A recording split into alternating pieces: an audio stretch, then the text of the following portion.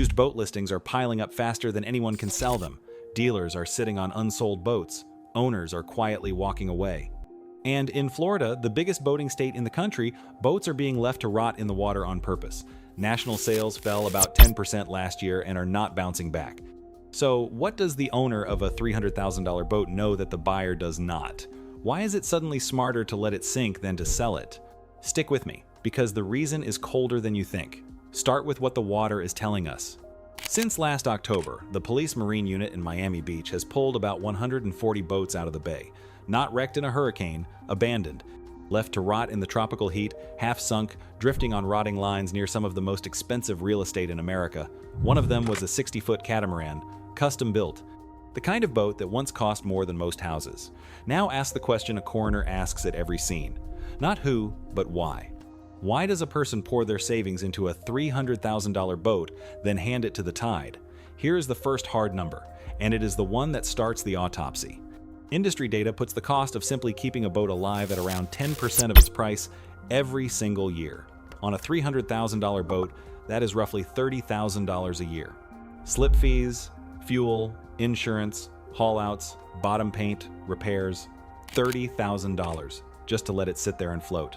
And that is before we get to the part that actually sinks these boats. By the end of this, you will understand why walking away can be the most sensible move an owner makes, and why the smart buyer right now does the exact opposite of what every dealer is begging him to do. Let us call the first cause of death by its real name: the new boat penalty. The moment a new boat leaves the dealer, it begins to bleed value. Industry figures show a new boat can lose 20 to 30% of its worth the instant you take it over. Ease it out of the marina for the first time, and a chunk of your money is already gone. By year 10, that same boat is often worth less than half of what you paid. Think about what that means in real dollars. A $300,000 boat can drop $60,000 to $90,000 before you have taken it out a second time. That is a luxury car, vanished, in an afternoon. By the time a decade passes, more than half of your $300,000 is simply gone. Boats do not work like houses. A house can climb in value while you sleep. A boat does the opposite. It follows the same path as a car, only steeper, because saltwater is patient and it is cruel. It eats engines, it eats hulls, it eats electronics, and it never sends a warning. Almost nobody hears this part before they sign. The salesman shows them the sunset and the cup holders. He does not show them the depreciation curve, and the curve is the real boat. Put real boats on that curve, and it gets sharper. In South Florida last year, the most common boats, the ones under 26 feet, sold for around $60,000 on average. Step up to the 26 to 35-foot range, and the average jumped to about $170,000. Cross into the 40-foot express cruisers and the 50-foot and larger motor yachts, and you are well past $250,000, often closer to $500,000. The bigger the boat, the bigger the fall in raw dollars. A wealthy buyer can take that loss. The stretched buyer, the one who financed most of it, cannot. He just does not feel the wound yet. Not every boat falls at the same speed. A few top builders hold their value better, the way a well-known luxury name does. But most boats are not those boats. The average factory boat bought by the average owner follows the steep curve, not the gentle one. And the people most likely to walk away are rarely the ones who bought the boat that holds its value. So that is wound number one. The boat is worth far less than the owner believes, almost from the first day. But a falling value alone does not push a man to abandon his boat in a bay. For that, you need the second cause. And the second one drains the bank account while the first one drains the value. Here is where most owners actually drown, not in the purchase. In the upkeep. There is a rule in the boating world that brokers say quietly and buyers learn the hard way, the 10% rule. Plan to spend about 10% of the boat's price every year just to own it. Some years less, many years much more. On a $300,000 boat, that is around $30,000 a year, whether you take it out 50 times or never untie it once. Read that again slowly, because it is the line that catches everyone. The cost is not tied to how much you enjoy the boat, it is tied to the boat existing. Leave it sitting and walk away for a year, and it still demands its 10%. There is no pause button on owning a boat.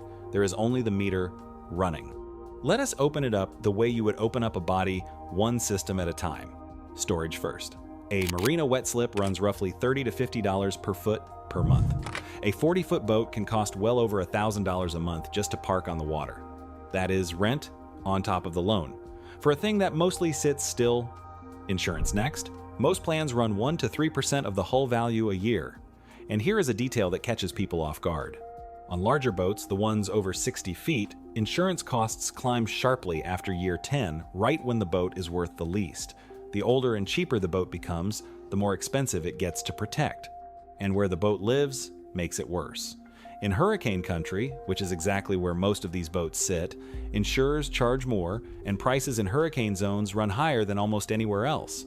So owners in Florida and along the Gulf can face the highest upkeep costs in the country on the boats that are losing value the fastest. The two forces meet in the same zip codes, at the same time, on the same owner. And saltwater adds its own tax on top. A boat kept in the ocean fights rust every single day. It needs more frequent hull cleaning, more bottom painting, and more replacement of the metal parts that the sea slowly eats. Two identical boats, one in a freshwater lake up north and one in the warm salt of Florida, can cost very different amounts to keep alive, and the Florida boat almost always costs more. The same sunshine that sold the owner on the lifestyle is quietly eating away at his investment from the waterline down. Then there's the part owners. Forget until the bill arrives. The government. Most states charge sales tax on the purchase itself, often around 6%, which on a $300,000 boat is another $18,000 before you have even left the lot. Registration climbs with length, so the bigger the boat, the bigger that yearly fee, and a few states go further. In one, owners pay a yearly use tax of more than 10% of the boat's value, just for keeping it in the water past a certain number of days. None of that buys you a single afternoon on the boat. It is simply the cost of being allowed to own it. Then the rest. Fuel, which a powerboat swallows by the many gallons an hour. Haul-outs, where the boat is lifted from the water for work underneath. Bottom paint, engine service, and the repairs that arrive without an appointment. Now, picture how often the boat actually gets used. The dream is every weekend. The reality, for most owners, is a handful of trips a year, squeezed between work, weather, and life. Run the numbers on that, and a single afternoon on the water can quietly cost thousands of dollars once you divide the yearly bills by the days you actually leave the dock. The boat does not care whether you show up. The slip fee, the loan, and the insurance arrive on schedule either way. A boat that just sits there still drains you. Add it all up, and you reach a number that makes accountants cry. Boating people have a saying: the two happiest days of an owner's life are the day he buys the boat and the day he sells it. Financial people put it more plainly. The true cost of owning a boat tends to run 2 to 3 times the loan payment alone. But the version most owners are told, that this is simply the price of the good life, is not the full picture. Because all of this, the falling value and the draining cash, is something you can survive while you can still sell. The trap only snaps shut when you cannot. And that is the third cause of death. If this is making you look at your own dock a little differently, subscribe. This channel reads the auction reports and the police records, so you do not have to learn this the wet way. While all of this plays out boat by boat, step back and look at the whole tide.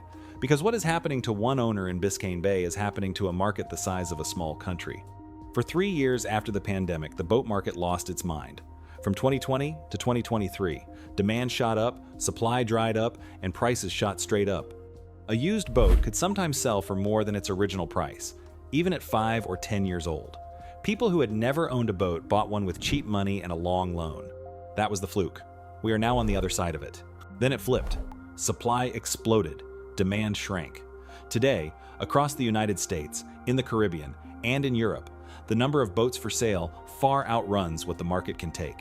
Brokers now say it out loud. Many owners have a boat that is hard to sell or simply impossible to sell. One French shipyard model that sold for around 300,000 euros not long ago now struggles to move at under 250,000. The bubble did not just deflate, it flipped. And the boats that cannot sell do not vanish. They sit.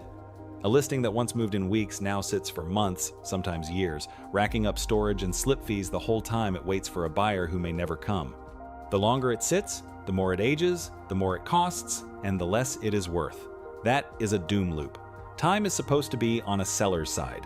In this market, time is the enemy, and the boat loses on both ends at once, value going down while costs keep stacking up. Now, layer the loan on top. Boat loans stretch 10, 15, even 20 years, far longer than a boat holds its value. When value falls faster than the loan balance, the owner ends up underwater. Underwater, in this case, is not a joke. It means you owe the bank more than the boat is worth. And this is the part where it stops being a lifestyle and starts being a financial cage. Picture it. You owe $200,000 on a boat now worth $120,000. To sell it, you would have to bring a check for $80,000 to the table just to walk away clean. And while you sit there deciding, the slip fees and the insurance keep draining you of $30,000 a year. You would think someone would have warned these buyers. For the most part, nobody did. The dealer wanted the sale, the lender wanted the loan, the marina wanted the slip. There is even a name for the engine behind the dealer's side of it: floor plan financing. Those are the loans dealers take to stock their lots, paying interest on every unsold boat sitting there. Everyone in the chain got paid up front, the owner got stuck with the tide, and the dealer chain has its own version of the same trap. When buyers stop coming and the lot stays full, that floor plan interest does not pause. It piles up, day after day, on boats nobody wants. So dealers cut prices to survive, then cut them again, and the weaker ones hold fire sales or simply close their doors. Every fire sale drags the value of every other boat down with it, including the one already sitting in your slip. The flood does not stay on one dock. It rises across the whole marina. And this is not a handful of unlucky people. Look at the scale. There were roughly 1.2 million registered boats in Florida in 2024, more than any other state, and that number was up about 20% in a single year. In Miami-Dade County alone, there are 73,000 boats, including almost 5,000 that stretch past 40 feet.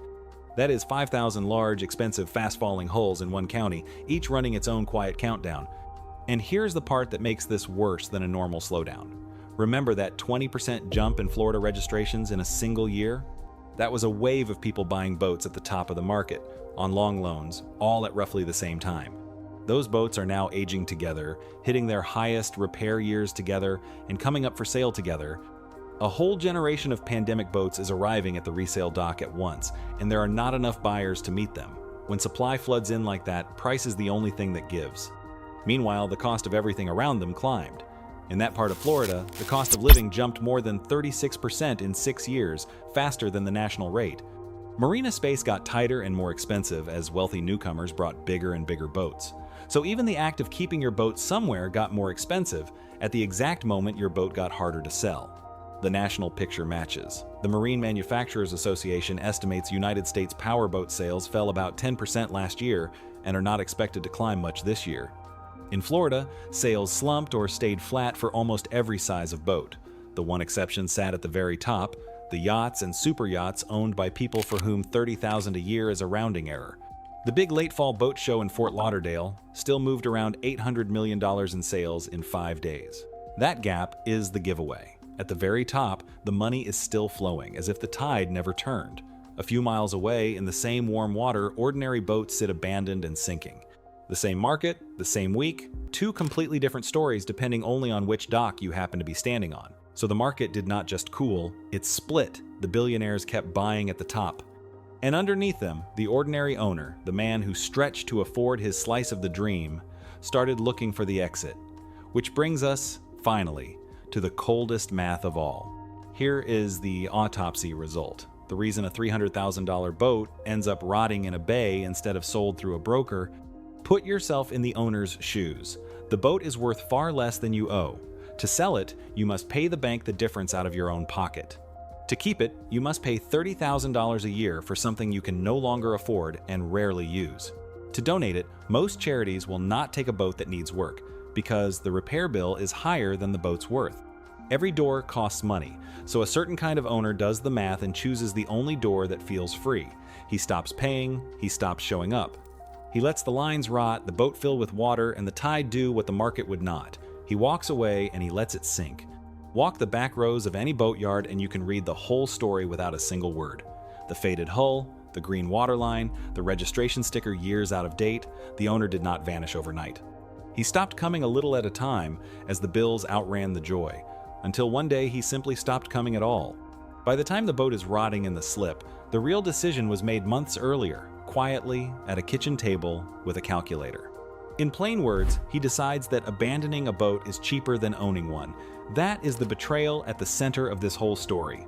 The thing that was sold to him as an asset, as freedom, as a smart place to park his money, became the thing that could ruin him. The brochure promised a lifestyle. The fine print delivered an anchor. And the people left holding the wreck are everyone else. The marina that is owed back fees, the insurer, the taxpayer who funds the removal crews that drag the wrecks out. In Florida, lawmakers have started fighting back. Owners who let a boat rot and fall apart and then refuse to pay can now be blocked from registering another boat or vehicle. The state is done quietly covering the cost of other people's escape. Think about what it takes to remove just one of these rotting wrecks. A large abandoned boat can cost tens of thousands of dollars to haul out and break apart, and that bill usually lands on the public, paid by the cities, the counties, and the cleanup programs funded by your taxes. Multiply that by the 140 pulled from one stretch of Miami water, and the cost of all these quiet decisions starts to show up in places that have nothing to do with boating. One man's escape becomes everyone's bill. This is why the boats are left to rot, not laziness, not bad luck. A cold, sensible decision, made by people the numbers set up to fail. So what do you do with this? Whether you own a boat right now or you are standing at the edge of buying one, the same truth applies. The edge has quietly moved to your side of the table, and almost nobody has told you. If you already own, run your own autopsy before the bay does. Find out what your boat is actually worth today, not what you paid, not what you owe, what a real buyer would hand you this month. Then weigh it against the $30,000 a year. The numbers, not your feelings, should make the call. Selling into a soft market hurts. It hurts far less than feeding a boat you cannot use. If you are buying, understand the upper hand you are holding. With listings piling up and owners desperate to escape, this is a buyer's tide, not a seller's. The dealer pushing you to sign today is pushing because his lot is full and his floor plan loan is ticking. Every unsold boat on that lot costs him interest every single day. His rush is not your chance. It is your warning. You have seen the pressure up close if you have ever walked a boat show or a dealer lot. The clock, the limited time pricing, the line about how this exact model will not last. None of that is about you getting a deal. It is about him moving steel off a lot that is costing him money every hour it sits. The moment you understand that the panic is on his side of the table, the whole conversation changes. You are not the one who needs to hurry. So what does waiting actually look like? It looks like watching the same listings sit week after week and seeing the prices quietly drop. It looks like ignoring the show specials and the end of season rush. It looks like letting the desperate sellers and the people who abandon their boats wash out first, then stepping in when a clean boat from an owner who truly needs to sell finally shows up at a price that makes sense. The buyer who moves first in a falling market overpays. The buyer who waits lets the tide do his bargaining for him. So, do the one thing the whole machine is built to stop you from doing. Wait. Let the market keep falling. Let the panic sellers and the people who abandon their boats clear out first. Buy used, buy from the owner who needs out far more than you need in, and never, ever pay new boat prices into a falling tide. The smart money in this market is not the money that buys today. It is the money that waits for the signal. Go back to that 60-foot catamaran, half sunk off Star Island. For a moment, it was somebody's dream, the proof that he had made it. Today, it is a tombstone in the water, a warning to anyone who reads it right.